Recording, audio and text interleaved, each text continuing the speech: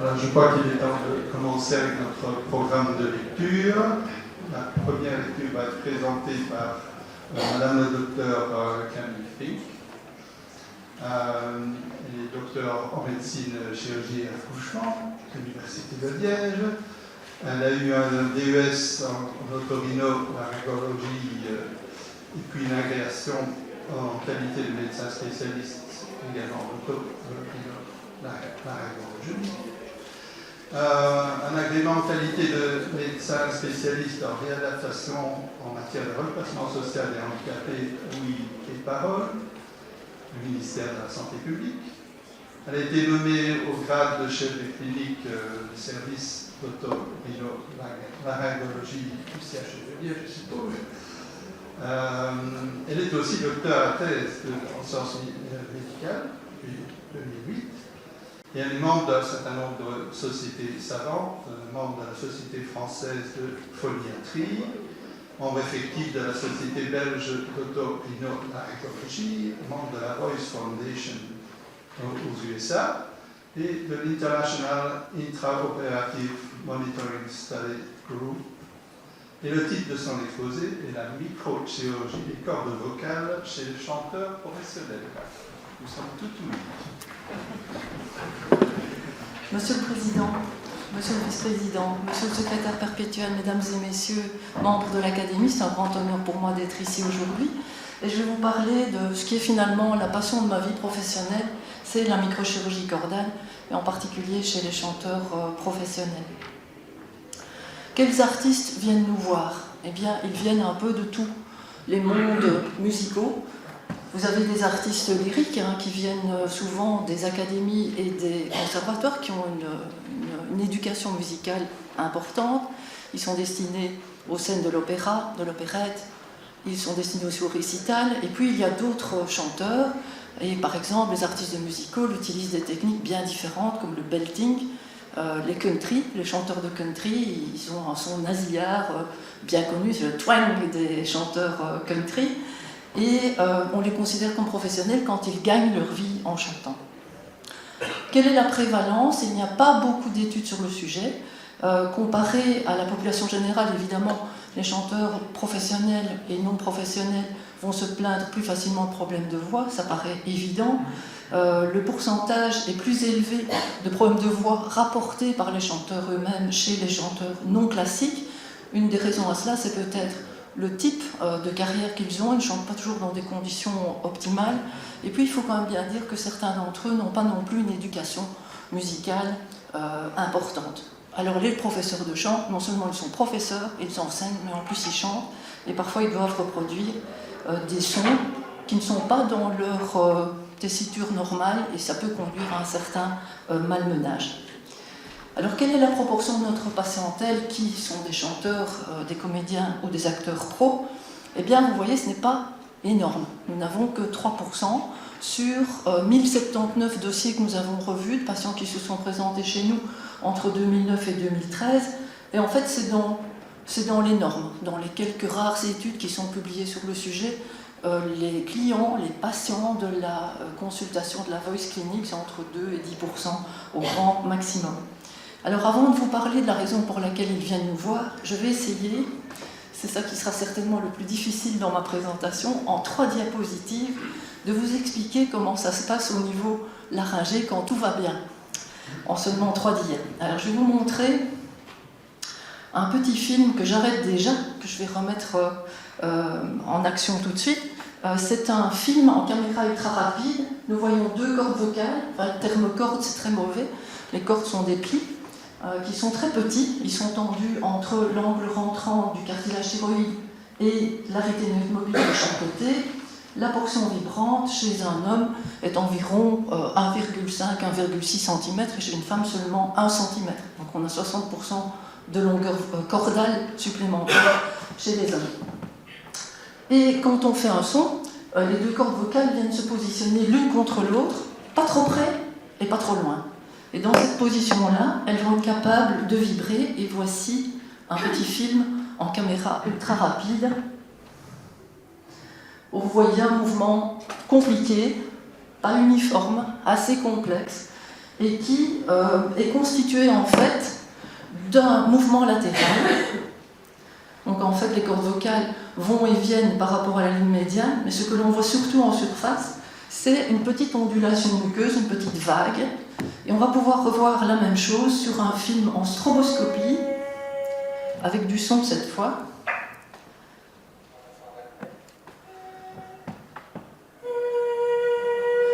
Voix de tête, on est proche du 480 Hz. La corde droite, la corde gauche, le patient est en face de moi, la patiente est en face de moi. Alors ces deux films sont des outils de la consultation de phoniatrie parce que les cordes vocales vibrent très vite.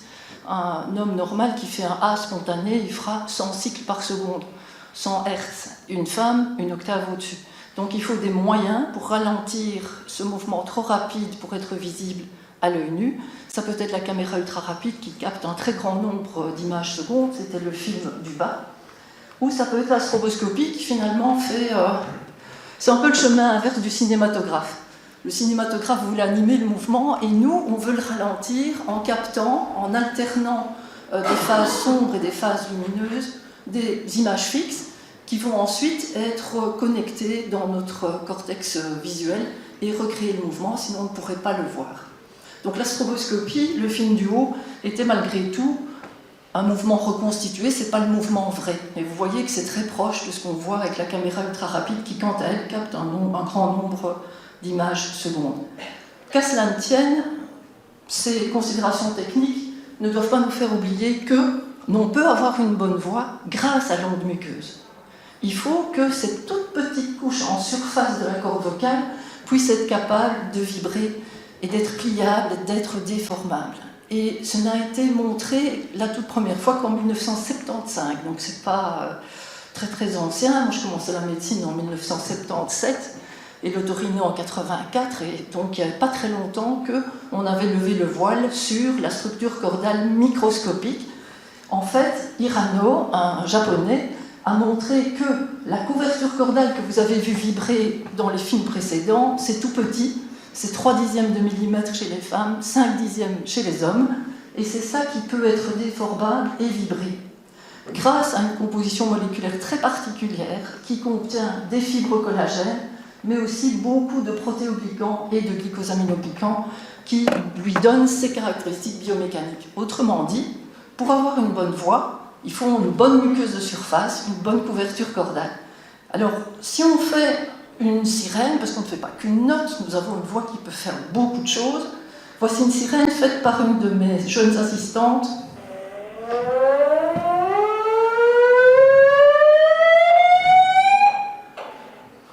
Alors, elle monte haut.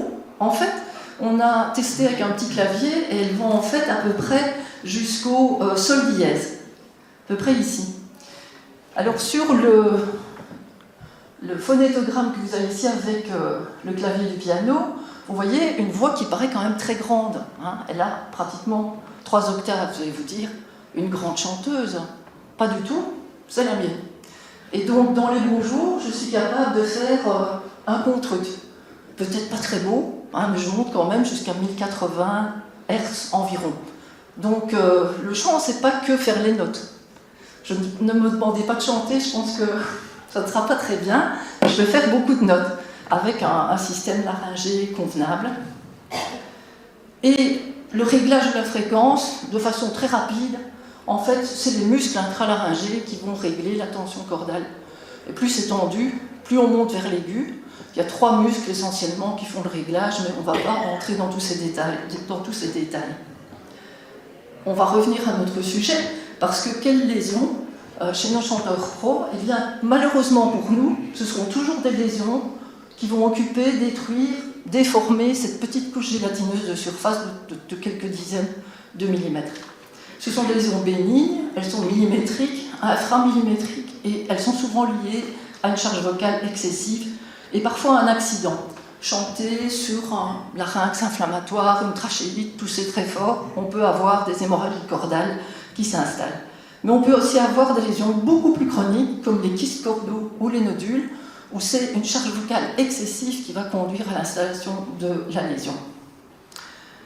On va loin de là, pas tous les opérer, comme vous le voyez sur la diapositive. Sur nos 1079 patients que nous avions revus, entre 2009 et 2013, il n'y avait quand même que 4% de polypes, 5,7% de kystes et 18% de nodules. Et nous allons surtout devoir opérer les polypes et les kystes, car ils ne sont pas susceptibles de s'amender ou de s'améliorer avec de la technique vocale. Je vais vous montrer des images de kystes. Vous voyez une petite lésion blanchâtre dans la corde droite, c'est un kyste épidermoïde. On voit tout de suite que la corde vocale ne peut pas vibrer correctement.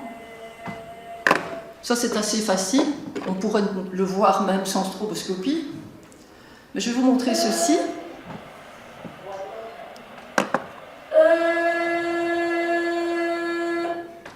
Alors, c'est une jeune chanteuse dans un conservatoire réputé de notre pays, qui est néerlandophone, donc c'est pour ça qu'on parlait en anglais durant la consultation. Elle est bel et bien porteuse d'un kyste. En fait, c'est le tout petit point blanc qu'on voit là-bas, à peine visible, mais il est bien là, parce que j'ai dû l'opérer pour qu'elle récupère sa voix à la suite. Je vais vous montrer des nodules. Alors, les nodules, c'est probablement ce que tout le monde connaît, en particulier les patients. Chaque fois qu'ils viennent et qu'ils ont un problème de voix, ils disent « j'espère que je n'ai pas des nodules ». Et en fait, c'est une toute petite nodosité à la partie moyenne. C'est très petit, mais c'est très fibreux, c'est très rigide et ça a un impact extrêmement négatif sur la voix. Et je vais vous montrer des nodules, cette fois chez une actrice pro. Vous voyez que c'est beaucoup plus inflammatoire, avec une nodosité qui est effectivement plus importante et plus inflammatoire chez elle. La microchirurgie, chez nos chanteurs professionnels et nos acteurs professionnels, est rarement nécessaire. Et il est évident qu'il y a toujours une charge émotionnelle importante liée à cela. Et il faut obtenir, c'est très important, le consentement éclairé. Et certainement, la première grande question qu'on doit se poser, est-ce que l'on est capable soit de faire l'intervention et d'offrir à la personne la meilleure chance de récupérer une voix améliorée, ou si possible normalisée, ce qui est quand même le but ultime, mais qui n'est pas toujours réalisable. Il faudra donc que l'on parle aussi de la cicatrisation, du risque de cicatrice, des difficultés techniques auxquelles on pourrait être confronté, des résultats potentiellement incomplets. Il faut discuter du temps nécessaire à la récupération, parce qu'ils ne sont pas très compliants.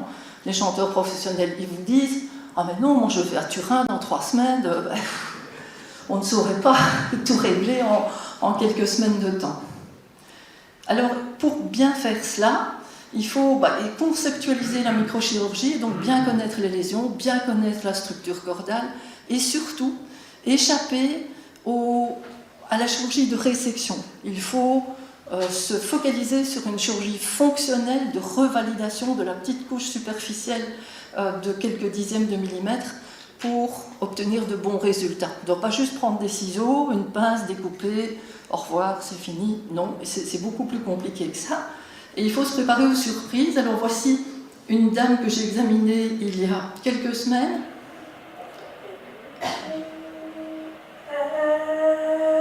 Elle est porteuse d'un kyste au niveau de sa corde vocale gauche. Vous voyez que les 2 cordes sont inflammatoires. Et l'autre côté, il y a quelque chose, mais le côté droit, donc cette corde-là, mais je ne suis pas sûre. Est-ce que c'est une lésion nodulaire? Est-ce que c'est peut-être un kyste associé de l'autre côté? Et vous voyez ici l'image péropératoire. Donc là, on est en laryngoscopie directe. Donc la corde gauche est bien à gauche, la corde droite est à droite. C'est beaucoup plus facile pour le chirurgien, évidemment, que de pouvoir opérer à l'envers, en chirurgie sous anesthésie locale, ce qui fait parfois encore dans certains pays, qui revient d'ailleurs un peu à la mode. Alors on voit bien le kyste qu'on avait vu, et de l'autre côté, il y a une petite voussure avec des vaisseaux dilatés en surface. Et puis, on va prendre les petites micro-pinces, et on va déplisser le bord du côté gauche, on trouve le kyste, mais il est associé à une drôle de lésion qui est en fait une vergeture de la corde vocale. C'est un phénomène congénital vraisemblablement, et donc c'est une lésion complexe de la couverture, et le kyste est au niveau de la lèvre supérieure de cette lésion-là. Et de l'autre côté, quand j'utilise ma petite pince à préhension, vous voyez que je peux la mettre dans un petit trou, dans la corde vocale, et en fait le trou fait communiquer la lumière laryngée avec un kyste intracordal de l'autre côté. Donc elle a une lésion bilatérale. Le contrat avec elle, c'était opérer le kyste gauche, c'est ce que j'ai fait. Je n'ai pas touché à la vergeture, je n'ai pas touché au kyste droit, je lui ai expliqué, et dans un deuxième temps, on devra faire le kyste du côté droit. Le but, c'est donc de libérer la surface cordale, cette petite zone vibrante et gélatineuse. Il faut éviter toute cicatrice et il faut surtout faire ce qu'on appelle une chirurgie de microflap. Vous allez le voir, vous allez voir quelques petits extraits chirurgicaux où on va ouvrir la corde vocale, on va travailler à l'intérieur et puis on va refermer pour pouvoir, si possible, reconstituer le bord vibrant. Alors je vais vous montrer une petite vidéo avec un petit setup qu'on a filmé la semaine dernière.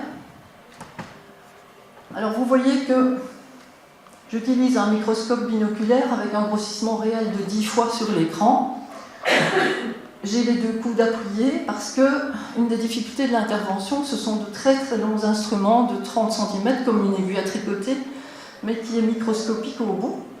Et donc, il faut pouvoir avoir une bonne main, une main stable, ne pas trembler, et pouvoir travailler sur le bord cordal. Ici, c'était une lésion de type pseudo-kystique. Et vous voyez que je m'y reprends parfois plusieurs fois parce que je ne veux pas prendre trop au niveau du bord cordal. Donc, parfois, c'est plusieurs essais avant d'avoir l'appréhension qu'on veut sur le bord. Ce qu'il faut à tout prix éviter, c'est la cicatrice. Alors ça, si on avait une cicatrice comme ce qu'on voit ici sur la corde droite, chez un chanteur professionnel, ce serait la catastrophe. Parce qu'il perdrait son étendue vocale, il perdrait sa dynamique, ils sont extrêmement exigeants, et donc il faut absolument éviter cela. Et donc, le sujet de ma thèse, c'était ça, c'était l'implantation d'acide hyaluronique estérifié. Ici, c'est une lésion très complexe, avec une vergeture en pont muqueux, et l'acide hyaluronique, c'est les petites fibres, un peu comme de l'ouate que vous voyez ici, et que je vais déposer dans le lit de la plaie, et qui vont augmenter temporairement le taux d'acide hyaluronique dans la plaie chirurgicale. Et je ne saurais pas vous expliquer tout cela en grand détail aujourd'hui, mais cela permet d'obtenir de meilleurs résultats fonctionnels avec moins de fibrose, plus de souplesse dans les lésions compliquées où on a une grosse destruction de la couverture cordale. Les soins post-op, ils ne disent rien pendant une semaine. Du vendredi au vendredi, pas un mot. Maintenant, je leur dis, écoutez, si vous dites bonjour ou au revoir ou oui, il ne se passera rien. Il ne faut pas avoir peur, mais il faut quand même essayer de se taire complètement. Et puis, ils vont recommencer à chanter un mois après, et puis retour sur scène, pas avant 3 mois après une intervention. Souvent, je dis 4 mois, parce que comme ça, je suis sûre que peut-être ils vont faire 3 mois. Parce que je me méfie un peu de leur réaction. Et pour terminer ma présentation, je vais vous montrer l'histoire d'un baryton lyrique que je connais très bien, que je suis depuis des années. Je le vois la première fois dans cette présentation, mais je l'avais vu très souvent avant. Je le suivais depuis au moins 5 ou 6 ans, et il a toujours présenté sur la partie moyenne de sa corde gauche une petite déformation, avec laquelle il vivait parfaitement. Et il faisait sa carrière internationale comme ça. Et puis le 1er août, il travaille sa voix avec un ami qui est un fort ténor. Et je ne sais pas ce qu'ils font, toujours est-il qu'il exagère, mon baryton lyrique, et il fait une hémorragie cordale sur cette corde. Et puis je le vois le 28 du 8, et on voit ceci. Sur la partie moyenne de la corde, qui est un peu jaunâtre parce qu'il y a eu du sang, et donc il y a des résidus encore hématiques dans la corde vocale, et il a une petite déformation là, avec un vaisseau dilaté qui s'est maintenu. Mais repos vocal, il n'a pas d'engagement, on a mis un peu de médrol, il a eu des IPP, et il retourne finalement à une vie relativement normale, et il continue à chanter. Et puis, je le revois le 1er mars. Et là, un mois plus tôt, il était allé en Italie faire une prise de rôle compliquée, dans un contexte de trachéite, Et il me téléphone en me disant « Je ne sais plus chanter du tout ». Et alors on va voir ceci. Il y a de nouveau une suffusion ici.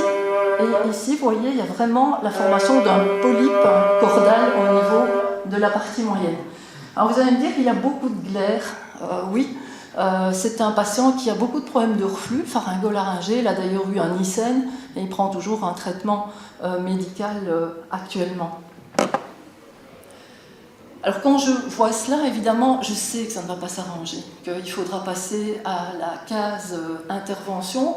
On le revoit, oui, j'ai oublié de vous faire entendre ceci. Nous évaluons très attentivement nos chanteurs. Donc on fait des tas de mesures de variables vocales. Je n'ai pas voulu surcharger la présentation aujourd'hui. Le problème, c'est que ces variables vocales et nos mesures, chez les chanteurs professionnels qui ont des voix extrêmement travaillées, c'est toujours normal. Ils sont capables de faire des choses avec leurs cordes vocales porteurs de lésions que vous et moi serions totalement incapables de faire. Et on va l'écouter ici, il va chanter « Joyeux anniversaire ». Joyeux anniversaire, joyeux anniversaire. Ça sature un peu. Joyeux anniversaire, madame. Joyeux anniversaire. Vous et moi, on ne saurait pas chanter qu'un polype comme ça sur le bord de la corde. Alors ici, dans le saut d'octave, on entendait bien qu'il y avait un petit truc, mais il était quand même encore capable de faire ça. Par sécurité, on le revoit le 8 mars 2016, mais l'intervention est fixée. Et ça ne va pas mieux. C'était un peu ce que nous attendions malheureusement. Et donc voilà un petit film sur une microchirurgie pour une masse hémorragique, mais qui n'est pas lui, mais ça ressemble. Donc on va voir en quelques secondes l'incision de la corde vocale, puis on va nettoyer les débris fibrineux à l'intérieur de la corde vocale, et puis on va refermer sans rien enlever en surface. Ça saignote toujours un peu. On a un petit coton qu'on compte attentivement, on en a 10 sur la table, et il ne faut pas en perdre un pendant l'intervention, parce que ce n'est pas radio-opaque, donc il faut faire attention. Et on va tout nettoyer. Vous voyez, je tiens le microflap dans ma pince et puis je vais refermer la corde vocale pour que je reconstitue la couverture cordale et qu'on puisse revenir. Voilà, on ferme. Alors, le voici, donc il a été opéré le 11, je le vois le 4. Ça, c'est le premier contrôle post-op à une vingtaine de jours post-op. Le bord est parfait, toujours un peu de glaire, une petite suffusion hémorragique qui préexistait, qui est toujours présente. Et puis le 3 mai, avec une intervention donc réalisée le 11 mars, il a une normalisation du bord cordal qui est tout à fait parfait. Et le dernier détail qu'on doit dire de lui, c'est qu'en ouvrant la corde, je n'ai pas seulement trouvé du sang, mais j'ai retrouvé des modifications cicatricielles nodulaires que j'ai nettoyées aussi par la même technique du microflap. Et depuis, sa carrière internationale explose, puisque l'an passé, il a chanté à Covent Garden pour la première fois. Et je termine ma présentation, on va juste l'écouter. C'est pas un très bon extrait, parce que je l'ai capté sur YouTube. Il chante Escamillo, l'air du toréador, dans Carmen, et il est un peu flouté.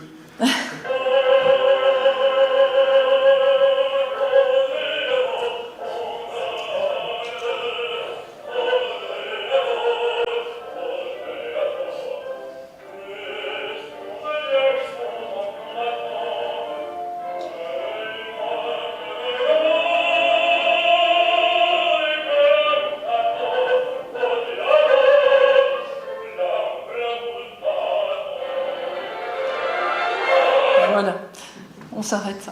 Et je vous remercie pour votre poème.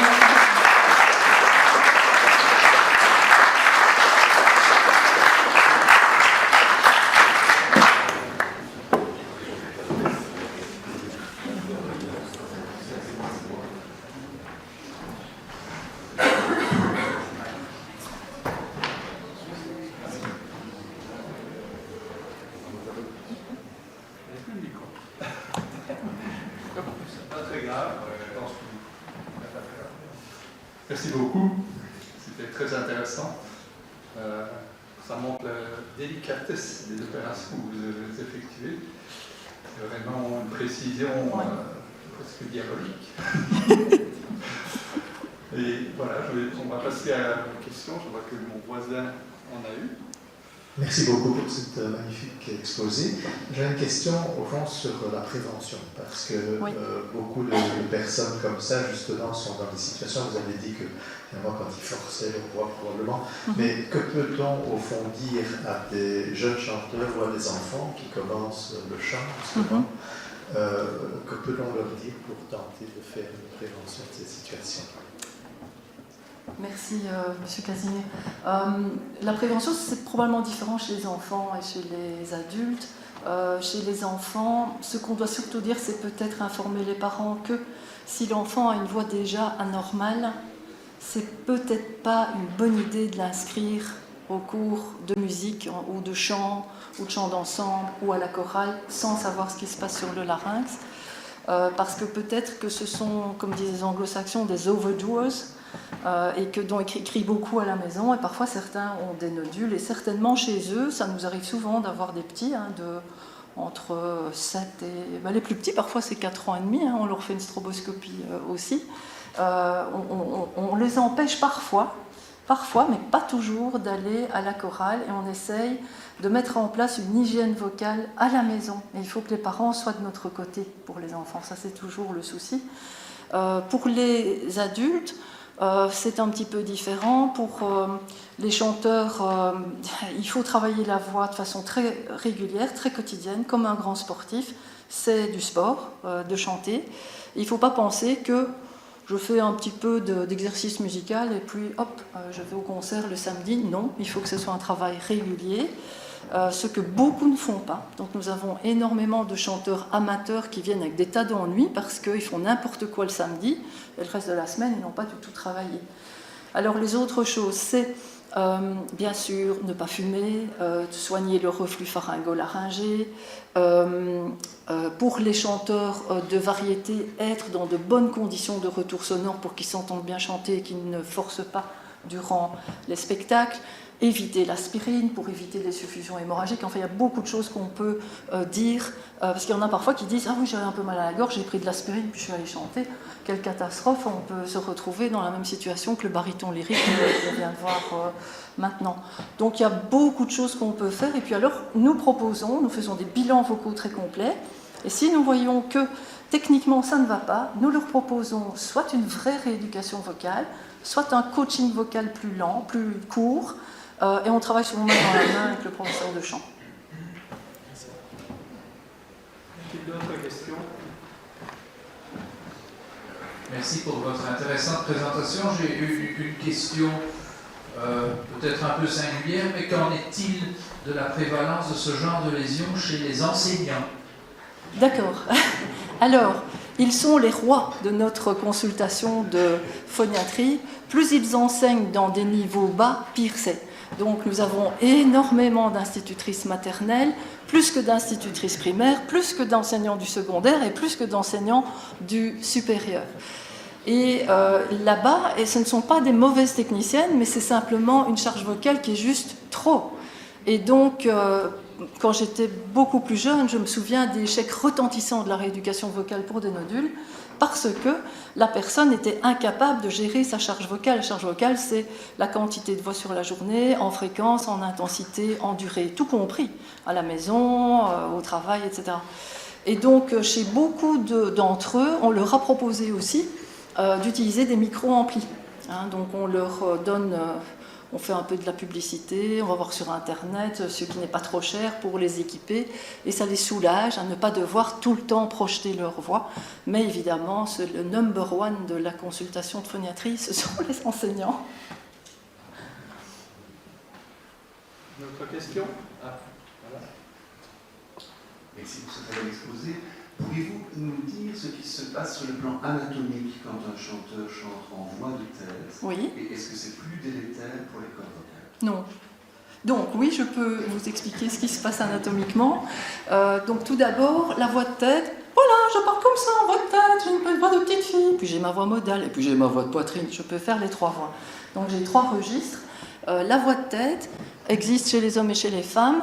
C'est une tension cordale qui est sous la dépendance d'un petit muscle qui est le cricothyroïdien, qui fait basculer le cartilage thyroïde sur le cricoïde. Les cordes vocales étant amarrées à l'angle rentrant, vous avez une élongation cordale et vous passez dans ce registre vocal particulier qui est la voix dite de tête chez la femme et dite de fossé chez l'homme. Alors le cricothyroïdien, finalement, il fait faire un mouvement comme le haume du casque du chevalier du Moyen-Âge. Le cartilage thyroïde se penche en avant et les cordes s'allongent d'environ peut-être quand même 2-3 mm. Donc c'est quand même une belle extension qu'on peut voir à l'œil nu quand on filme nos sujets. Et vous savez qu'on peut chanter aussi dans un répertoire un peu particulier qui est le contre-ténor ou le haut-contre. Ils ne sont pas tout le temps en voix de tête, mais ils sont souvent en voix de tête ou une voix modale haute, avec toujours beaucoup de tension. Alors je ne crois pas du tout que la tension longitudinale soit délétère. Pourquoi ? Parce que les cordes vocales sont équipées pour résister à ça. Elles ont du collagène de type 1, de type 3, extrêmement résistant à l'étirement. Les fibres sont, il y a beaucoup de débats là-dessus, soit parallèles à la couverture cordale, soit peut-être en panier d'osier, comme dans la petite dia que je vous ai montrée, pour absorber les phénomènes d'étirement, et ça ne rompt pas. Donc ça, c'est pas un problème. Et la couverture cordale, franchement, je pense qu'elle est moins à risque que dans une voix modale, comme ma voix parlée, où les cordes vocales sont plus courtes et les collisions sur les deux bords sont plus importantes. Et un autre argument pour dire que ce n'est pas toxique, en général, si c'est bien fait, c'est l'histoire de la couverture du son. Donc les chanteurs d'opéra savent très bien qu'ils peuvent transformer une voyelle ouverte en une voyelle fermée. La voyelle change, mais le réglage musculaire laryngé aussi. Et ce qui se passe, c'est un allègement de la registration. Et j'ai connu donc une élongation. Et donc les bords ne se touchent pas dans la voix de tête. Il n'y a pas de collision. Il y a le stretching et l'accélération de la vibration, mais il n'y a pas de collision. Donc c'est pas mauvais. Voilà. Vraiment très intéressant. Peut-être une dernière question. Merci pour cette belle intervention. Je me demandais, les personnes qui développent une grossité de la voix, notamment les fumeurs, etc., je suppose que c'est dû aussi à une altération de cette membrane, de la viscosité de cette membrane vibrante que vous avez évoquée. Tout à fait. On dit toujours, c'est des renseignements que je donne souvent à mes patients quand ils viennent, quand il y a une dysphonie qui persiste plus de 4 semaines, il faut venir se montrer. Parce qu'on a tous perdu notre voix un jour, on a une laryngite. Alors les dégâts du tabac sont multiples, ça peut être des altérations épithéliales, mais ça peut être aussi une production tout à fait anormale de matrices extracellulaires en dessous, dans l'espace de Ranke, qui gonfle, qui gonfle, qui gonfle, qui gonfle, et vous avez ce qu'on appelle l'œdème de Ranke, et c'est ces voix de femmes fumeuses qu'on appelle monsieur au téléphone, par un épaississement énorme de la couverture cordale, et c'est des chirurgies difficiles parce que les cordes vocales sont méconnaissables. Par exemple, il y a encore plein d'autres choses, mais les altérations épithéliales, le risque c'est les kératoses, les dysplasies, puis le cancer in situ, puis le cancer. Donc il faut faire très attention. On a des patients qui viennent avec des rossités, et malheureusement pour nous, ce sont des néoplasies de cornes. Encore merci pour cette belle présentation. Question peut-être naïve, mais comment vos patients sont-ils ventilés durant l'intervention? Parce que je n'ai vu aucun tube. Oui, ils sont intubés. Alors le tube, monsieur l'ami me connaît bien, le tube se place donc dans la commissure postérieure et ne nous dérange absolument pas. Je n'ai jamais, enfin si, j'ai opéré une fois un patient sous jet ventilation, je ne veux plus le faire, parce qu'avec la jet, le plan glottique bouge tout le temps. Et donc, et c'est un chanteur professionnel, un ténor. Non, une basse, qu'est-ce que je raconte? C'est une armoire à glace. Il était très grand. Les basses sont souvent très grands parce qu'ils ont des grands résonateurs. Donc l'intubation ne nous dérange pas. On met un tube un tout petit peu plus petit. Un petit peu plus petit. Et on met des tubes laser quand on utilise le laser. Vous ne m'avez pas vu utiliser le laser ici, je l'utilise rarement. C'est souvent des chirurgies aux instruments froids, pour ne pas mettre d'énergie thermique quand ce n'est pas nécessaire sur le plan cordal. Ok, un grand merci. Merci.